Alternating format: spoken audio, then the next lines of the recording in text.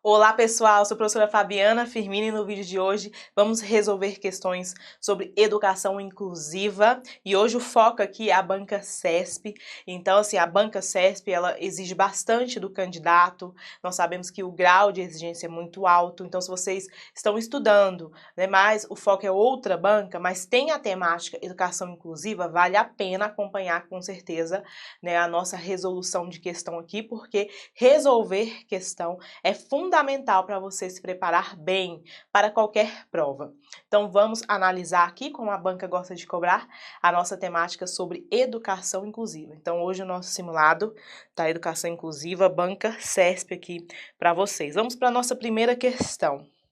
Na perspectiva da educação inclusiva, o professor deve eliminar as diferenças para garantir a igualdade de oportunidades a todos os alunos. Gente, quando fala eliminar as diferenças, né, está falando justamente em não levar em consideração as diferenças, que isso é fundamental dentro do processo inclusivo. Então, por isso a questão está errada. O professor deve considerar as diferenças e não eliminar as diferenças, como foi colocado aqui pela banca, tá? Por isso, a questão ela está totalmente errada. A dimensão inclusiva da educação deve ressignificar processos que são comuns a todos na tendência excludente da organização do trabalho escolar. Interessante, gente, e assim, a questão ela está correta, e assim, eu achei interessante a forma como a banca colocou, né, ela elaborou muito bem a questão, porque você pode ficar, né, com dúvida, mas a forma como ela colocou deixa muito bem elaborada a questão, falando de processos que, para nós, e dentro do processo educativo, às vezes, algumas ações, elas são excludentes sem nem a gente perceber, sem nem professores, funcionários, participantes em geral perceberem. Então, assim, a educação inclusiva ela vem justamente para poder colocar, né, e trazer todos, né, de uma forma igualitária para o acesso à educação. E mesmo em processos, né, ações que são excludentes, que fazem parte do cotidiano, infelizmente. Então vamos ler novamente a dimensão inclusiva, que é trazer para todos a oportunidade, né, da educação, deve ressignificar esses processos que são comuns, ou seja, fazem parte do nosso cotidiano, né, que estão presentes, né, a todos, que é uma tendência excludente que a gente muitas vezes não percebe dentro da organização do trabalho escolar. Muito bem elaborada a questão e a questão está correta, sim.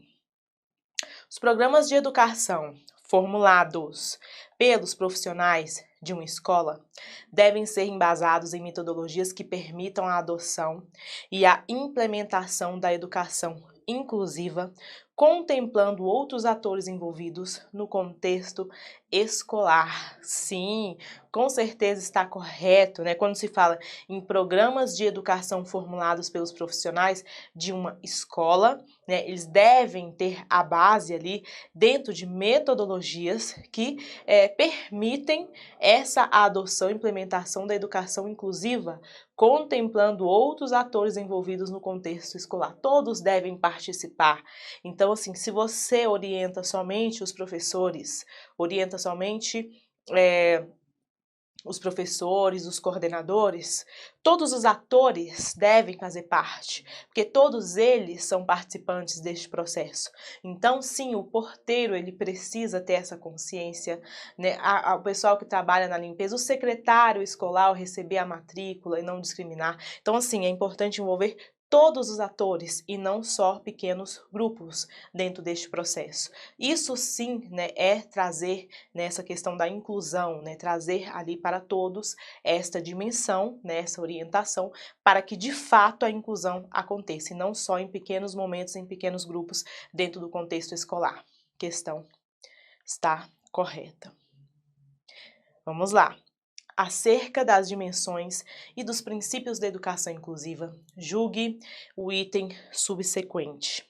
A elaboração e execução do plano de atendimento educacional especializado constitui competência dos professores que atuam nesse programa, em articulação com os demais professores do ensino regular, as famílias e os demais serviços setoriais necessários a esse tipo de atendimento. Sim, quando se fala em articulação, né, nos dá o sentido da inclusão, quando abre justamente para os demais, que foi o que eu falei na questão anterior, né? Vai abrir para os demais, né? Quando fala em articulação, a gente traz os demais para todos de fato, né, fazerem parte deste processo, para que sim, de fato, ocorra a inclusão.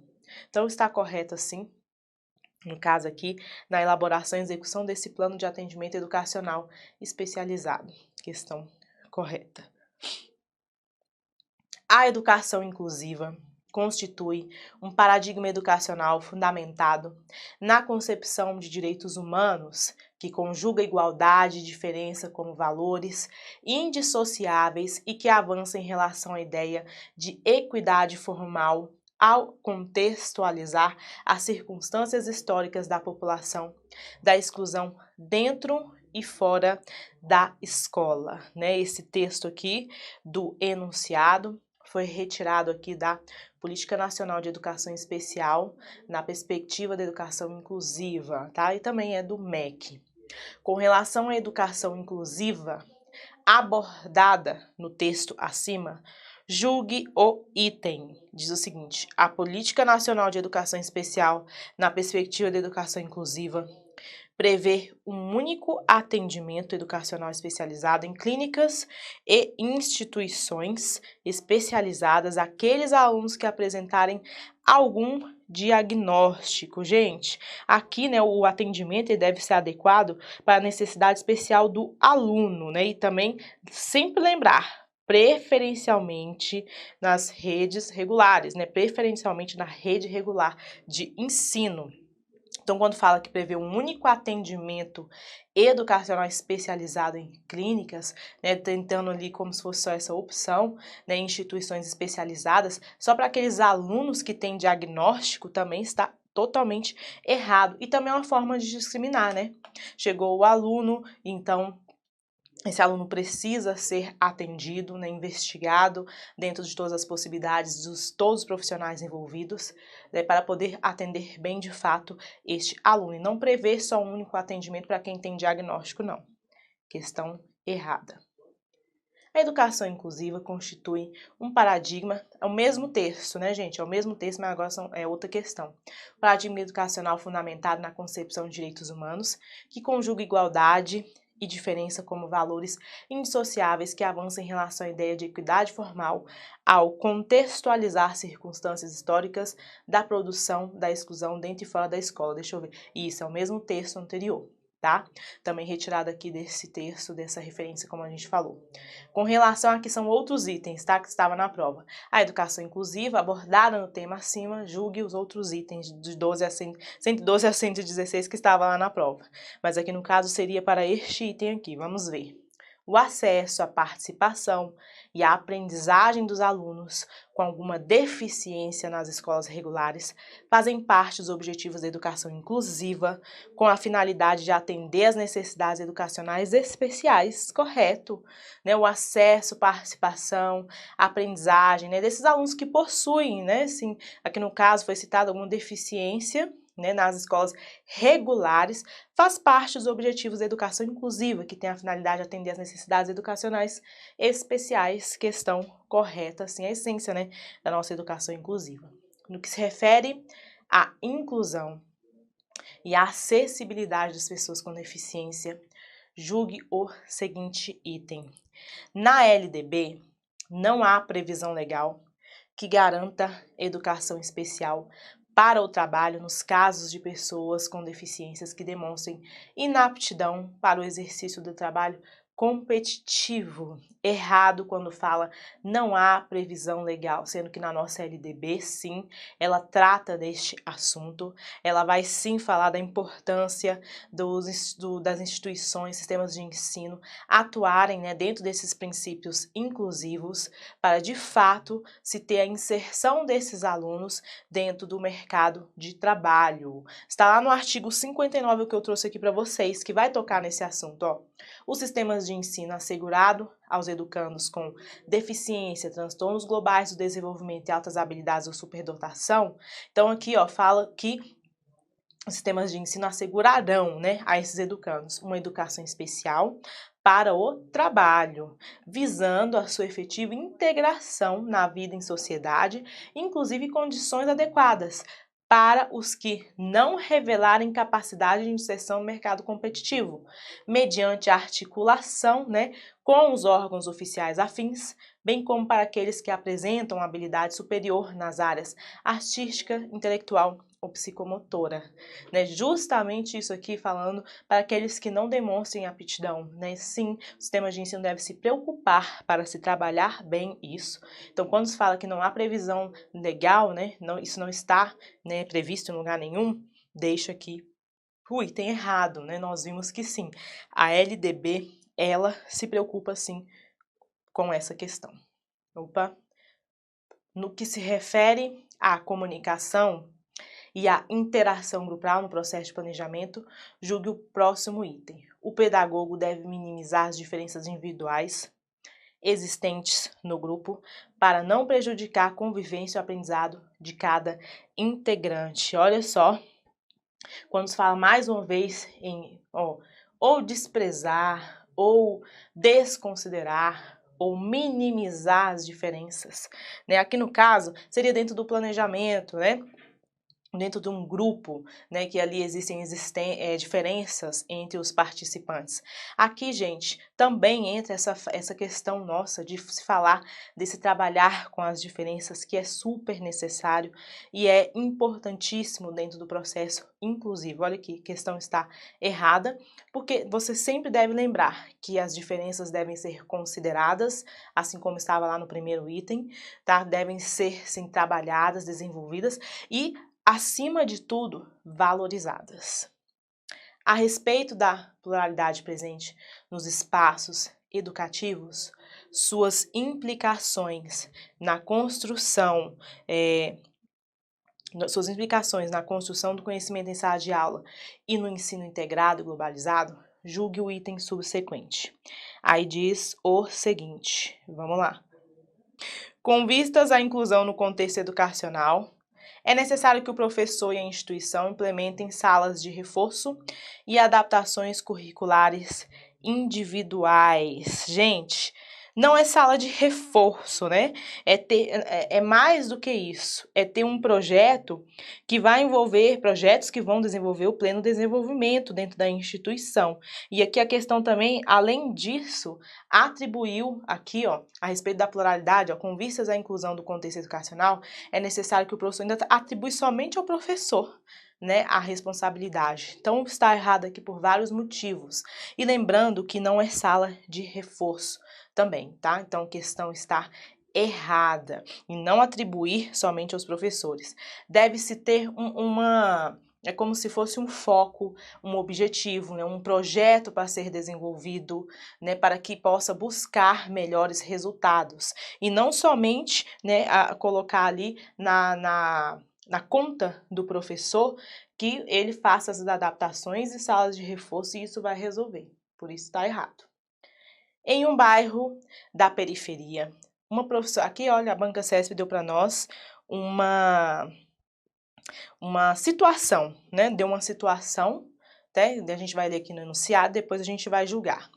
Em um bairro da periferia, uma professora da primeira série separou a turma em dois grupos, alunos fortes e alunos fracos. Olha só, né, como foi feito aqui.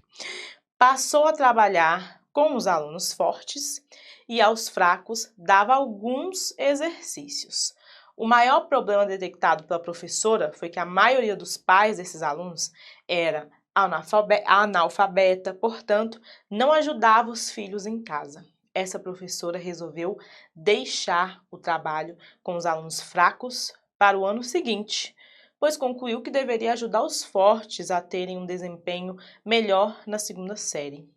Diante da situação hipotética relatada e com referência aos significados da escola para populações excluídas do ponto de vista socioeconômico, julgue o item a seguir. Triste, né, gente, ler isso, Infelizmente, a gente dá até uma reflexão aqui. Infelizmente, a gente vê isso ainda acontecendo em vários sistemas de ensino, várias instituições, totalmente errado, né? Aqui é um processo, dentro do que a gente estava falando, é um processo que alguns profissionais vão fazendo dessa condução, dentro dessa condução excludente, que se encontra aí no sistema de ensino ou instituição.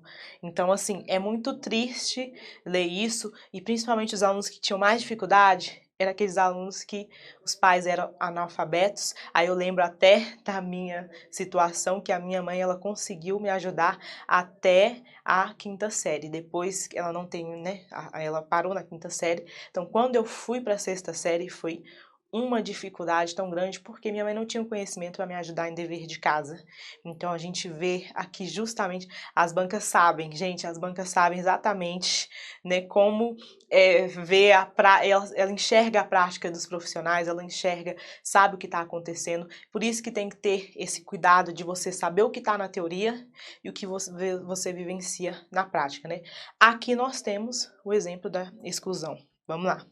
A atitude da professora ao separar os alunos na classe foi adequada, pois ela está preocupada em não prejudicar os que têm condições de seguir para a segunda série. Tá vendo como a banca sabe? E aí, se o aluno, se o concurseiro está vivenciando ou tem esse tipo de mentalidade, né, está vivenciando isso na sua prática, porque é assim que a instituição própria já conduz e orienta, ele vai errar a questão, né? E a banca sabe que isso acontece na prática. Totalmente errado. Isso aqui é excluir, é não dar oportunidade para os demais, não dar oportunidade para esses alunos que estão com dificuldades, não respeitar estes alunos, né? Tudo isso aqui, então, questão está errada, a atitude da professora não foi adequada, coisa nenhuma, gente. Questão errada, tá bom? Bom, essas foram as nossas questões sobre educação inclusiva, banca SESP para vocês, e eu espero ter contribuído ainda mais com a preparação de todos. Vejo vocês no próximo vídeo.